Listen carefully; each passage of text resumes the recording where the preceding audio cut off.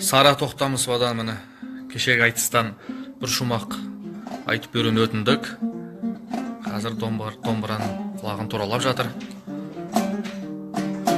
Айнұр әпкенің үйіндеміз, Тұрсынбаева. Қазбек қазын алу мәңгі асқарым, Абылай біреу еді марғасқаның. Кезінде Абылайды қамауға алып қалмақтың жағаға кеп жармасқанын. Әйдеңіз.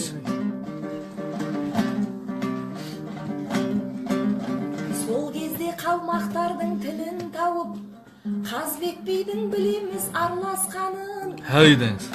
Бейбіт жолмен Абылайды жау қолынан аман алып қаладай алдаспаным. Қазыбек Абылайды құтқармаса, елім бұлтты болар мед мәңгі аспаның. Бір-бірін жау қолына тастамаған бабалардың көрмедік дауласқанын. Бүгінгі биліктегі көкелерім дауласудан алмайды дәу бастарын. Ейді!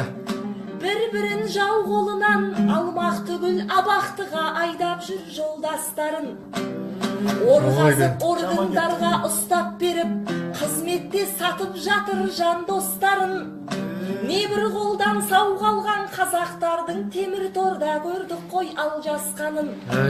Арқандап қазағыңды қамап қойып, талтаңдап кімге керек жер басқаның. Кешегі бабалардың ей ындымағы, біздерге нәсіп болсын қандастарым ай. Ай, бәрекелді. Қасимхан қалжыңдамадың сізге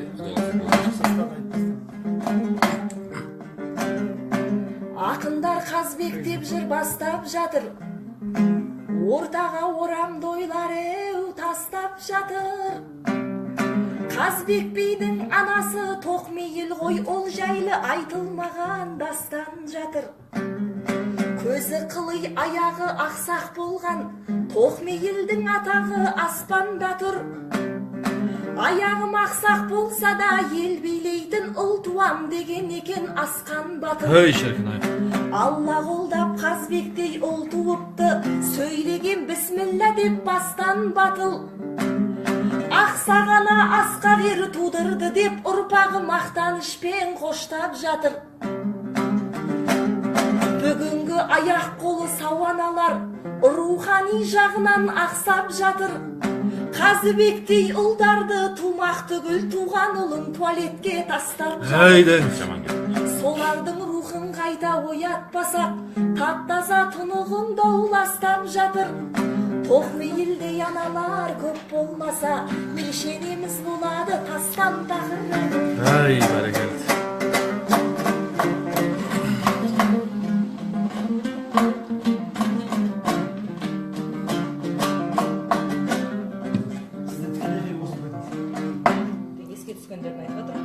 Тамаша.